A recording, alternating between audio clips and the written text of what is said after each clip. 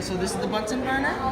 We start over here at the bottom. This is the base. Keeps everything from falling over, wobbling around and stuff.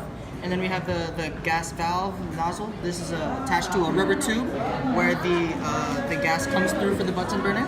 And then over here you have the air inlet. You can turn it to allow how much air goes into the Bunsen burner. And then moving up we have the barrel. That's where the flame gets produced out of the hole at the top. To start, you have to make sure everything's off and nice and orderly and stuff. Make sure the air inlet is all the way closed. And then you turn the gas valve so it is parallel to the nozzle. Then you take your match, light that baby.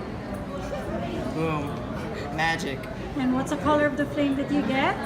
Start out with the yellow flame, and then you have to let a little bit more air in by turning the air inlet thingy clockwise to get this nice, crisp, blue flame. Beautiful.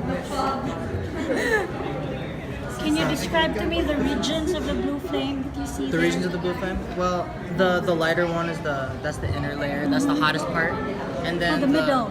The middle layer, and then the darker blue on the outside with the little yellow flickering. That's a little bit cooler. Yay! Thumbs up for this group. Did you try already? All of you? Okay.